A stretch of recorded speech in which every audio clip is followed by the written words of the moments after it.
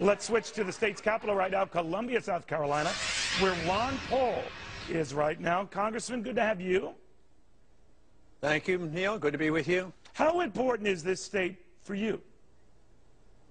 Well, it's very important, but it's not do or die. You know, we expect to pick up some delegates as we have continued to do so, and we'll continue on. You know, it's interesting. It is a proportional vote, and along the way, by proportional vote, even if you're second or third, certainly nothing wrong with that. You've been very, very consistent.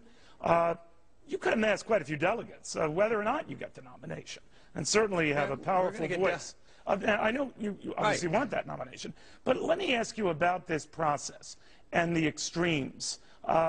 You've seen the leaders go up and down. Now Iowa's been recertified to show Sicterum won and not Romney. South Carolina, where Romney was winning, he might lose. What's going on within your party? Well, I don't think the message is very clear. I have a very clear message, but I'm challenging the status quo. The rest of the candidates are part of the status quo, and nobody seems to be happy because they don't see what difference they're going to make.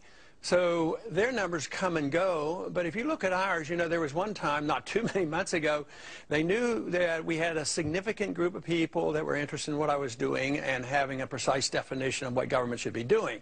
But the ceiling was always 8 or 9%. You know, yeah, he's doing okay, but there's a ceiling. But now the ceiling shifted to about 17 or 18%. Now they're conceding that, you know, it's over 20%. And if you include independents and Democrats, our percentages are much better. You know, not too long ago, there was a poll done where I was up against Obama, and I was equal to Romney in that. So does it bug we have a lot of support from independents and Democrats. You've been a remarkable phenomenon, but I always think you're like a sort of a thin Rodney Dangerfield. You don't get any respect. Does that bug you? Well, I think a lot of people think that. Certainly Jon Stewart thinks so. You know, this whole idea. I mean, if you look, somebody told me, you know, from this last debate, I thought I did rather well. And they went down the number of times they mentioned the other three candidates in the review of the debate. And it was, you know, like 80, 90 times, depending on which it was. I was mentioned one time in all the discussion of the debate after it was over. Right.